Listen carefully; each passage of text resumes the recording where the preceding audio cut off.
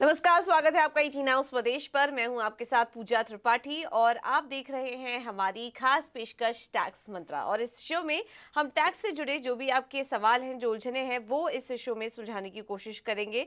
अगर आपके कुछ सवाल है तो आप हमसे पूछ सकते हैं। सवाल पूछने का तरीका बेहद ही आसान है। आप हमें अपने सवाल मेल करिए, व्हाट्सएप भी कर सकते हैं। साथ ही ये जो शो है, एपिसोड है, ये आप लाइव जाकर यूट्यूब पे भी देख सकते हैं और वहाँ पर भी अपने सवाल हम तक पहुँचा सकते हैं, या तो शो के दौरान या शो के बाद भी, जैसा आपका जहाँ पर भी आपको ज़रूरत पड़े। चलिए अब आगे बढ़ते हैं और शो की शुरुआत करेंगे। और आज हम बात करेंगे कि जब आप शेयर मार्केट में इन्वेस्ट कर रहे हैं किसी भी तरीके से, म्यूचुअल फंड के ज़रिए या फिर शेयर्स के ज़रिए, तो वहाँ पर टैक्स के नियम क्या कहते हैं। क्योंकि अब हम देख रहे हैं कि धीरे धीरे बाज़ार में पार्टिसिपेशन बढ़ता जा रहा है। इसमें रिटेल पार्टिसिपेशन में बहुत तेज़ी से बढ़त देखने को मिली है। तो कमाई तो हो रही है, लेकिन उस कमाई पर टैक्स भी लग रहा है। Short term capital gain, long term capital gain, इस तरीके के टैक्स भी लग रहे हैं। तो टैक्स के नियम क्या कहते हैं, किन किन बातों का आपको ध्यान रखना है जिससे कि आपका मुनाफा भी बचा रहे और आपको टैक्स प्लानिंग में भी मदद हो सके। तो इसमें आज हमारी मदद करेंगे। और इसमें हमारे इस खास चर्चा में हमारे साथ जुड़ चुके हैं जाने माने टैक्स एक्सपर्ट और CA Balwant Jain. Balwant ji, thank you so much ET Now Swadesh को समय देने के लिए। तो आज का जो एपिसोड है उसमें हम थोड़ा इक्विटी मार्केट और आप जो निवेश करते हैं उससे जो मुनाफा हो रहा है वहाँ पर टैक्स प्लानिंग कैसे करें। तो सबसे पहले तो ये समझना चाहेंगे आपसे कि भारत में ये जो शेयर्स पर टैक्स लगता है, उसमें जो भी मुनाफा हमें मिलता है उस पर टैक्सेशन के नियम किस तरीके से हैं। पूजा ऐसा है कि जो शेयर का टैक्सेशन है उसको दो पार्ट में डिवाइड कर सकते हैं। मतलब जो शेयर्स की कैटेगरी है वो दो कैटेगरी है। एक कैटेगरी में तो वो शेयर्स आते हैं जो इंडिया में लिस्टेड है और जो शेयर ब्रोकर के थ्रू बेचे गए हैं। और दूसरी कैटेगरी जो इसको छोड़ के जो अनलिस्टेड शेयर्स है या फॉरेन कंपनी के शेयर्स, भले लिस्टेड है या अनलिस्टेड है। तो जो जहां तक लिस्टेड शेयर्स है वो 12 महीने रखने के बाद में बेचे जाते हैं, तो लॉन्ग टर्म माना जाता है और उस पर 10% का टैक्स लगता है इनिशियल 1 लाख रुपया छोड़ के, जिसमें 0% से टैक्स लगता है। और अगर 1 साल के भीतर भीतर बेच दिया तो उस पर 15% का टैक्स लगता है। जहां तक दूसरी कैटेगरी का सवाल है, भले वो इंडियन डोमेस्टिक कंपनी के अनलिस्टेड शेयर्स है या फॉरेन लिस्टेड शेयर्स है, अनलिस्टेड शेयर्स है, वो लॉन्ग टर्म होते हैं 2 साल के बाद में। और उस पर आपको इंडेक्सेशन का बेनिफिट भी मिलता है। अगर 2 साल के बाद में बेचेंगे तो इंडेक्सेशन के बाद में आपको 20% के हिसाब से टैक्स भरना पड़ता है। और अगर 2 साल कंप्लीट करने के पहले आपने बेच दिए तो वो शॉर्ट टर्म कैपिटल गेन माना जाता है। परंतु ये वाला जो शॉर्ट टर्म कैपिटल गेन है वो आपकी रेगुलर इनकम के साथ में जोड़ा जाता है और आपकी जो स्लैब रेट होती है उसके हिसाब से उसके ऊपर टैक्स लगता है। ओके, तो ये तो बात हुई मुनाफे में टैक्स कैसे लगता है। लेकिन क्योंकि अगर हम मुनाफा कमा रहे हैं तो मुनाफा कमाने के लिए आपको कुछ लागत भी उस पर देनी होती है, उसकी कॉस्टिंग भी होती है। तो बलवंत जी, आप ऐसे ये समझना चाहेंगे कि जब हम शेयर्स की कॉस्ट प्राइस निकालते हैं, उसकी कॉस्टिंग करते हैं, वो उसका कैलकुलेशन किस तरीके से हो सकता है ताकि हम अपने मुनाफे को ठीक तरीके से कैलकुलेट कर सकें और उसके बाद उस पर जो टैक्स की कैलकुलेशन है वो भी सही तरीके से हो सके। देखिए पूजा, ऐसा जो लिस्टेड शेयर्स है उसके लिए अगर वो 31 जनवरी 2018 के पहले अगर आपने खरीदे हैं तो जो 31 जनवरी 2018 को जो प्राइस थी वो आपकी कॉस्ट प्राइस गिनी जाएगी और उस पर कोई भी इंडेक्सेशन का बेनिफिट नहीं मिलेगा। दूसरे जो शेयर्स है वो अगर आपने 2001 के पहले अगर एक्वायर किए हैं तो 1 अप्रैल 2001 को जो फेयर मार्केट वैल्यू जो वैल्यूअर के सर्टिफिकेट से आता है वो आपको इसकी वैल्यू कॉस्ट गिन सकते हैं और उस पर इंडेक्सेशन निकाल के जो प्रॉफिट आता है उस पर आपको 20% का टैक्स आपको भरना पड़ेगा। ठीक है, तो इस तरीके से आप अपने कॉस्ट निकाल सकते हैं। लेकिन अभी आप बात कर रहे थे, अगर शेयर्स जो है वो किसी के ज़रिए गिफ्ट के थ्रू मिला है या फिर हमने इनहेरिटेंस किया है, या फिर और किसी, यानी कि हमने डायरेक्टली नहीं खरीदा, हमें किसी और तरीके से वो शेयर्स मिले हैं और पुराने समय में ऐसा काफ़ी देखा जाता था, तो उसकी कॉस्ट कैसे निकाली जाए? देखिए पूजा, ऐसा है कि जो शेयर्स आपको, जिसका लिए आपने पेमेंट नहीं किया है और आपको गिफ्ट में या इनहेरिटेंस में मिले हैं, तो उसकी जो कॉस्ट है वो जो पिछला ओनर जिसने खरीदा है पैसा देके, उसकी जो कॉस्ट है वो कॉस्ट आपकी कॉस्ट मानी जाएगी। अगर 2001 के पहले अगर खरीदा है तो जो 2001 अप्रैल की जो फेयर मार्केट वैल्यू है वो आपकी कॉस्ट मानी जाएगी, और उसके बाद में अगर खरीदा है तो जो एक्चुअल कॉस्ट है वो कॉस्ट मानी जाएगी। परंतु जो लिस्टेड शेयर्स है वो अगर 2018 31 जनवरी के बाद खरीदे हैं तो आपकी एक्चुअल परचेज प्राइस मानी जाएगी, नहीं तो जो स्टॉक एक्सचेंज पे उसकी जो क्लोजिंग प्राइस थी 31 जनवरी या उसके आसपास, वो आपकी कॉस्ट मानी जाएगी। ओके, ठीक है।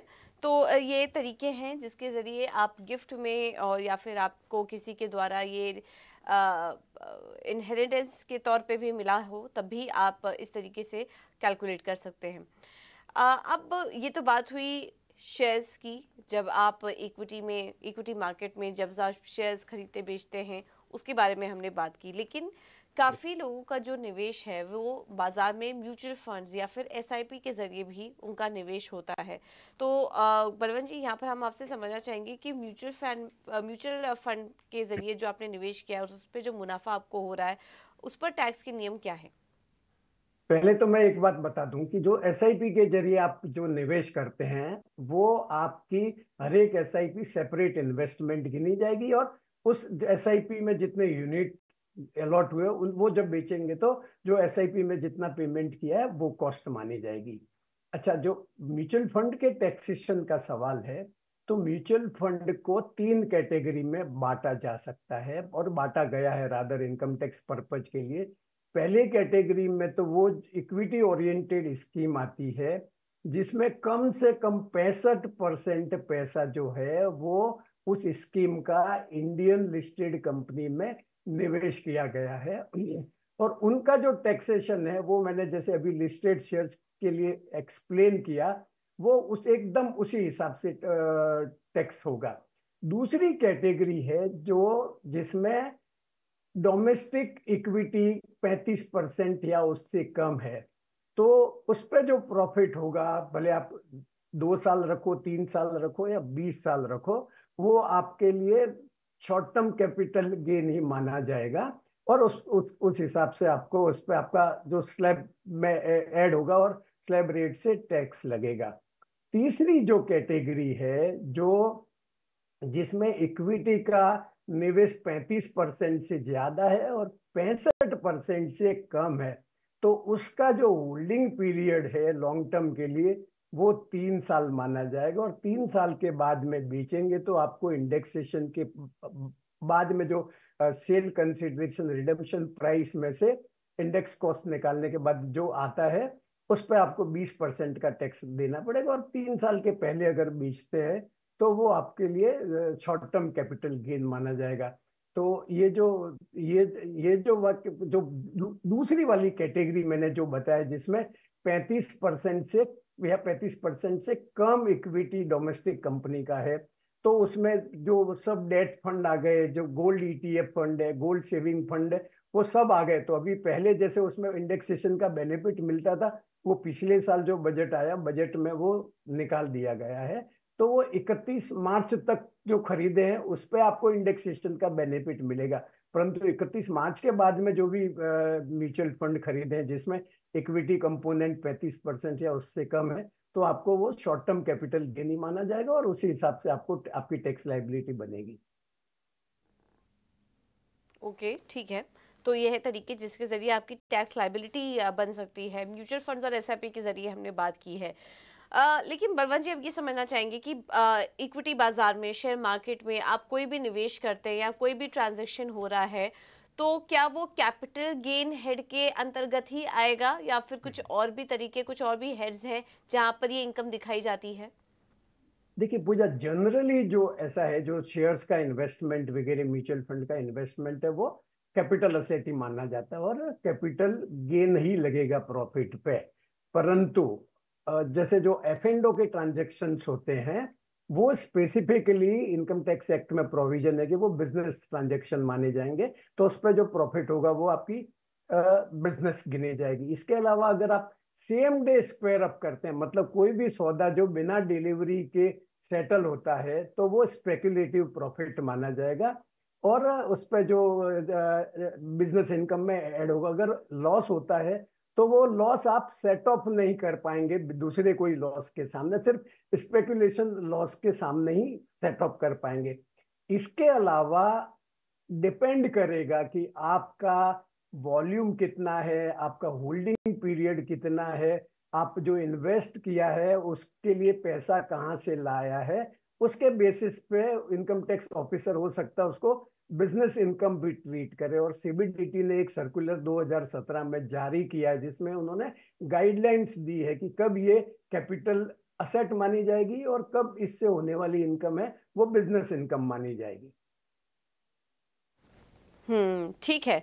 तो बिजनेस इनकम के तहत भी कुछ चीजें आ सकती हैं, वो अभी हम आपको बता रहे थे। अब 87A धारा 87A के तहत जो रिबेट हमें मिलता है, क्या वो कैपिटल गेन पर भी मिलता है? बलवंत जी, इसके बारे में भी बताइए। अगर कैपिटल गेन पर भी कोई टैक्स लायबिलिटी बन रही है माफ कीजिएगा, देखिए, हाँ तो देखिए, उसके अंतर्गत भी सेक्शन 87A का फायदा मिलेगा, रिबेट मिलता है? देखिए पूजा, पहले मैं बता दूं कि 87A का रिबेट क्या है। अगर आप ओल्ड टैक्स रेजिम में हैं और अगर आपकी इनकम 5 लाख रुपए से कम है तो आपको 5,000 रुपए तक का टैक्स रिबेट मिलता है, मतलब टैक्स लाइबिलिटी के सामने सेट ऑफ होता है। और अगर आप न्यू टैक्स रेजिम ऑप्ट करते हैं तो यह जो थ्रेशोल्ड लिमिट है वो 7 लाख रुपए है, मतलब 7 लाख रुपए तक अगर आपकी इनकम है कुल मिला के टैक्सेबल इनकम, तो आपको आपकी टैक्स लाइबिलिटी के सामने 12,500 रुपए तक का टैक्स रिबेट मिलेगा और उसके ऊपर कोई टैक्स लाइबिलिटी आती है तो आपको उस पर टैक्स भरना पड़ेगा। ये 5 लाख और 7 लाख की जो थ्रेशोल्ड लिमिट कैलकुलेट करते हैं उसमें आपका जो इक्विटी ओरिएंटेड स्कीम और लिस्टेड शेयर्स का जो लॉन्ग टर्म कैपिटल गेन है 1 लाख रुपए तक, जो जीरो रेट से टैक्स होता है और इफेक्टिवली टैक्स एग्जेम्प्ट के हाथ में, पर वो वो फुली एग्जेम्प्ट नहीं है, वो जीरो रेट से टैक्स होता है। इसके लिए वो 1 लाख रुपए तक का प्रॉफिट भी आपकी 5 लाख या 7 लाख वाली उसमें जो है इनकम में ऐड होगा और उसके बाद में आपकी एलिजिबिलिटी डिसाइड होगी। जहां तक सवाल है कि कौन सी टैक्स लाइबिलिटी के सामने ये 87A का रिबेट क्लेम कर सकते हैं, तो इनकम टैक्स एक्ट के प्रोविजन के हिसाब से आपकी कोई भी प्रकार की टैक्स लाइबिलिटी हो, भले शॉर्ट टर्म की, लॉन्ग टर्म की, बिजनेस इनकम की, सैलरी इनकम की, आप उसको 87A की लाइबिलिटी में के सामने एडजस्ट कर सकते हैं, सिवाय जो आपके लॉन्ग टर्म कैपिटल गेन है लिस्टेड शेयर्स से या इक्विटी ओरिएंटेड स्कीम से, वो आप उस पर जो टैक्स लाइबिलिटी है वो आप 87 के रिबेट के सामने एडजस्ट नहीं कर सकते। और इवन आपकी 7 लाख या 5 lakh income new tax regime या ओल्ड टैक्स रेजिम में है और आपका अगर 1 लाख रुपए से ज्यादा का long term capital gain listed share या इक्विटी स्कीम का है तो उस पर आपको 10% के हिसाब से टैक्स भरना ही पड़ेगा। उसमें आप 87 का जो अवेलेबल 5,000 और 12,500 का लिमिट है वो क्लेम नहीं कर सकते। अब बलवंत जी, अगर शेयर बाजार में तो मुनाफा भी होता है और नुकसान भी होता है, तो उसकी भी कैलकुलेशन थोड़ा हमें समझाइए, क्योंकि ये भी काफी इंपॉर्टेंट है समझना। अगर नुकसान हो रहा है तो वो कैपिटल गेन के सामने कब तक कैसे सेट ऑफ कर सकते हैं, और क्या कुछ टाइम का ध्यान रखना पड़ता है? कोई टाइम फ्रेम है इसका? इसके बारे में थोड़ा, इस नियम के बारे में हमें थोड़ा समझाइए। देखिए पूजा, ऐसा है कि जो कैपिटल गेन हेड में जो आपके लॉस है उसके लिए स्पेसिफिक प्रोविजन है इनकम टैक्स एक्ट में। तो पहले तो आपको जितने भी शॉर्ट टर्म गेन है और जो शॉर्ट टर्म लॉस है उसको नेट ऑफ करना है। उसी तरह आपको सब लॉन्ग टर्म गेन और लॉन्ग टर्म लॉस है वो सेट ऑफ करना है। ये तो हो गया सेम कैटेगरी का सेट ऑफ हो गया। इसके बाद में आपके पास आप नेट शॉर्ट टर्म गेन या लॉस आ जाएगा, नेट लॉन्ग टर्म गेन या लॉस आ जाएगा। इसके बाद में आपका जो शॉर्ट टर्म कैपिटल लॉस है वो आप लॉन्ग टर्म कैपिटल गेन के सामने एडजस्ट कर सकते हैं सेम ईयर में। परंतु अगर आपका लॉन्ग टर्म कैपिटल लॉस है तो वो आपका सिर्फ लॉन्ग टर्म कैपिटल गेन के सामने ही एडजस्ट हो सकता है, शॉर्ट टर्म कैपिटल गेन के सामने एडजस्ट नहीं हो सकता। और ये कैलकुलेशन सेम ईयर की करने के बाद में अगर आपका शॉर्ट टर्म लॉस रहता है या लॉन्ग टर्म लॉस रहता है तो उसको आपको कैरी फॉरवर्ड करना पड़ेगा, वो अगले 8 साल तक कैरी फॉरवर्ड कर सकते हैं। और जो brought forward short term loss है वो भविष्य के नेक्स्ट 8 ईयर में आपको कोई भी प्रकार का कैपिटल गेन हो, शॉर्ट टर्म हो या लॉन्ग टर्म हो, उसके सामने एडजस्ट कर सकते हैं। परंतु आपका brought forward loss capital gain loss है तो आप लॉन्ग टर्म कैपिटल लॉस है तो वो आप सिर्फ लॉन्ग टर्म कैपिटल गेन के सामने ही एडजस्ट कर सकते हैं। और अगर बेसिक एग्जाम्शन में कोई शॉर्टफॉल हो रहा हो, वो कैसे कैलकुलेट करें, उसके बारे में भी थोड़ा बलवंत जी हमें बताइए। हाँ, ये बढ़िया प्रश्न है। देखिए पूजा, ऐसा है कि हम्म। कई केसेज में ऐसा होता है कि कुछ लोग सिर्फ इन्वेस्टमेंट का ही काम करते हैं और उनकी कोई रेगुलर इनकम वगैरह नहीं होती है। जैसे जैसे बेसिक एग्जम्पशन की लिमिट है 2.5 लाख रुपया, बाकी सब के लिए है 3 लाख रुपया जो 60 से 80 के बीच में है, और जो 80 के ऊपर है उनके 5 लाख है। ये जो बेसिक एग्जम्पशन की लिमिट है वो ओल्ड टैक्स रेजिम में। न्यू टैक्स रेजिम में सबके लिए एक एक ही सेम 3 लाख की बेसिक एग्जम्पशन की लिमिट है। तो अगर आपकी जो दूसरी लॉन्ग टर्म और जो लॉन्ग टर्म या जो कैपिटल गेन स्पेशल रेट से टैक्स होते हैं जैसे 10%, 15%, 20% से, वो छोड़ के अगर आपकी इनकम जो है वो बेसिक एग्जम्पशन लिमिट से कम है तो आप अपने जो टैक्सेबल कैपिटल गेन है उनको उस शॉर्टफॉल के सामने एडजस्ट कर सकते हैं, बशर्ते आप रेसिडेंट टैक्स पेयर है इनकम टैक्स एक्ट के हिसाब से। अगर आप नॉन रेसिडेंट है तो इवन आपकी दूसरी इनकम जीरो है फिर भी आपको फुल टैक्स देना पड़ेगा, भले वो 10% लॉन्ग टर्म इक्विटी पे है या 15% शॉर्ट टर्म कैपिटल गेन है या 20% दूसरे जो लॉन्ग टर्म कैपिटल गेन है, आपको देना पड़ेगा। जैसे उदाहरण के तौर पर रेसिडेंट टैक्स पेयर की इनकम 1 लाख रुपया है और दूसरा उसका कैपिटल गेन 10 लाख रुपया है रेसिडेंट के लिए, तो वो जो 1 लाख और 2.5 लाख के बीच का जो डिफरेंस है 1.5 लाख रुपया, वो 10 लाख में से कम किया जाएगा और जो 8.5 लाख रुपया बचता है उस पर ही टैक्स लगेगा। अगर वही सिनेरियो नॉन रेसिडेंट के लिए होगा तो उसके लिए भी बेसिक एग्जेम्पशन लिमिट 2.5 लाख रुपए की है, परंतु जो 1.5 लाख रुपए का जो शॉर्टफॉल आ रहा है वो non resident tax payer adjust नहीं कर सकता और उसको जो 10 लाख का लॉन्ग टर्म कैपिटल गेन है उस पर जो एप्लीकेबल रेट है 10% अगर लिस्टेड शेयर्स का है या दूसरी जो लॉन्ग टर्म असेट है उसके सामने है 20% के हिसाब से टैक्स भरना पड़ेगा। तो यह फर्क है रेसिडेंट और नॉन रेसिडेंट की टैक्स लाइबिलिटी कैपिटल गेन के संबंध में। बहुत इंपॉर्टेंट बात आपने बलवंत जी यहाँ पर हाईलाइट की है, काफ़ी सारे दर्शकों को नहीं पता होगी और इसका फ़ायदा न्यू टैक्स रेजिम में भी मिल सकता है, जो कि अभी अब थोड़ा अमाउंट में फ़र्क रहेगा, लेकिन देखिए न्यू टैक्स रेजिम में भी इसका प्रावधान है, इसका फ़ायदा आपको मिल सकता है। तो बहुत ज़रूरी बात जो शायद काफ़ी सारे दर्शकों को, हमारे दर्शकों को नहीं पता होगी। बलवंत जी, अब आते हैं शेयर्स बाजार में और भी काफ़ी सारे ज़रिए हैं जिसके ज़रिए कमाई होती है, जैसे कि डिविडेंड है। हमें शेयर्स और म्यूचुअल फंड दोनों ही तरीके से डिविडेंड भी मिलता है, वहां पर टैक्स के नियम क्या है? देखिए पूजा, जो डिविडेंड आता है जो रेसिडेंट टैक्स पेयर है उनके लिए तो यह नॉर्मल इनकम गिना जाएगा और उनको अपनी इनकम में ऐड करना पड़ेगा और स्लैब रेट से टैक्स भरना पड़ेगा। परंतु अगर आप नॉन रेसिडेंट है तो आपके लिए फ्लैट रेट से आपको इसके ऊपर टैक्स भरना पड़ेगा जो 20% और सरचार्ज वगैरह आता है।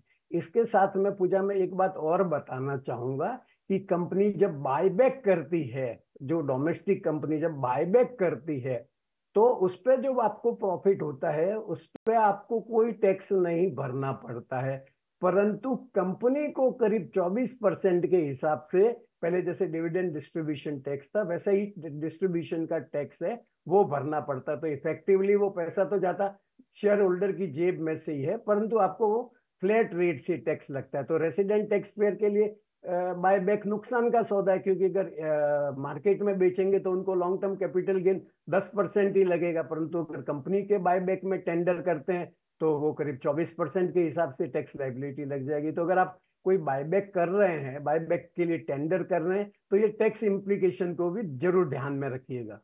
ओके। बात तो कमाई की बात तो हुई और टैक्स के नियम भी हमने समझे, लेकिन बलवंत जी अब जानना चाहेंगे कि कैपिटल गेन में टैक्स बचाया किस तरीके से जा सकता है।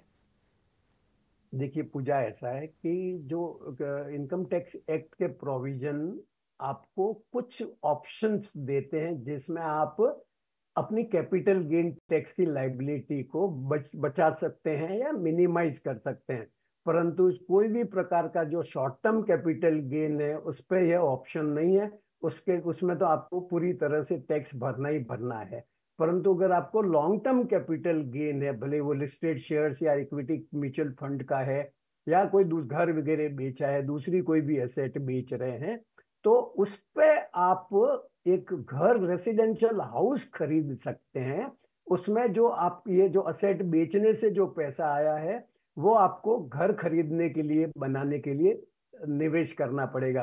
ये घर अगर आपने 1 साल के पहले पहले खरीदा है तो भी एक एलिजिबल है, 2 साल के बाद खरीदते हैं तो भी एलिजिबल है, और अगर अंडर कंस्ट्रक्शन के लिए जाते हैं तो यह 3 साल के भीतर भीतर आप ये घर का पोजेशन ले ले तो आपको यह एग्जम्पशन मिल जाएगी। परंतु यह एग्जम्पशन क्लेम करने के लिए एक रूल, एक रेस्ट्रिक्शन है कि आप जिस दिन ये असेट बेचा है उस दिन आपके पास में एक घर के रेसिडेंशियल हाउस के अलावा दूसरा और कोई रेसिडेंशियल हाउस नहीं होना चाहिए। अगर आपके पास में अगर रेसिडेंशियल हाउस है, एक से ज्यादा रेसिडेंशियल हाउस है, तो ये सेक्शन 54 का एग्जम्पशन है, वो क्लेम नहीं कर सकते। इसी तरह से अगर यह जो नया घर खरीदा है और अगर आप उस घर को 3 साल के भीतर भीतर बेच देते हैं तो जो पहले जो कैपिटल गेन का एग्जम्पशन आपको मिला है वो रिवर्स हो जाएगा और उस साल में आपको वो पूरा का पूरा long term capital gain tax जो बचा है वो भरना पड़ेगा। ओके, तो ये भी कुछ तरीके हैं जिसके ज़रिए आप अपना कैपिटल गेन पर होने वाला जो टैक्स है वो सेव कर सकते हैं। चलिए, अब सवाल जवाब का सिलसिला भी शुरू करेंगे और हमें एक सवाल मिला है दर्शक का। इनका कहना है कि एफएनओ से होने वाली कमाई या फिर इंट्राडे ट्रेडिंग के ज़रिए जो भी कमाई हो रही है, क्या उसको स्पेकुलेटिव बिजनेस इनकम के तहत डाल सकते हैं आईटीआर फाइल करते समय? बलवंत जी, आप इनको क्या सलाह देंगे? देखिए पूजा, ऐसा है कि जब क्लियर इनकम टैक्स एक्ट में क्लियर कट प्रोविजन है कि जो एफएनडो से जो कमाई होती है वो स्पेकुलेशन बिजनेस इनकम मानी जाएगी और वो स्पेकुलेशन बिजनेस नहीं मानी जा सकती। तो आपके पास में वो ऑप्शन ही नहीं है कि आप उसको स्पेकुलेशन प्रॉफिट ट्रीट करें। तो मेरे हिसाब से आप कर नहीं सकते हैं। और अगर आपका लॉस हो रहा है तो अगर लॉस हो रहा है तो आपको तो कुछ फायदा ही नहीं है, क्योंकि अगर स्पेकुलेशन आप उसको स्पेकुलेटिव ट्रीट करने की सोच रहे हैं तो वो स्पेकुलेशन लॉस आप दूसरे स्पेकुलेशन बिजनेस के सामने ही एडजस्ट कर सकते हैं। परंतु आप ऑर्डिनरी बिजनेस इनकम अगर ट्रीट करते हैं, एफ एंड ओ की इनकम जो है वो नॉर्मल बिजनेस इनकम मानी जाती है, और अगर उसमें सपोज लॉस होता है तो आप उसको आपकी सैलरी छोड़ के दूसरी इनकम के सामने भी एडजस्ट कर सकते हैं। तो इसको लॉस को तो स्पेकुलेशन लॉस ट्रीट करने का मेरे हिसाब से कोई फायदा नहीं है। बिल्कुल।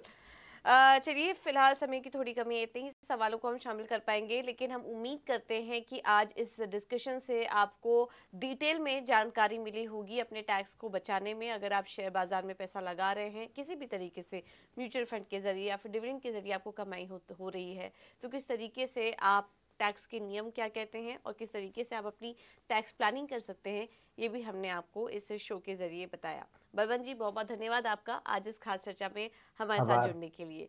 चलिए, फिलहाल इस शो में इतना ही, मुझे दीजिए इजाजत, नमस्कार।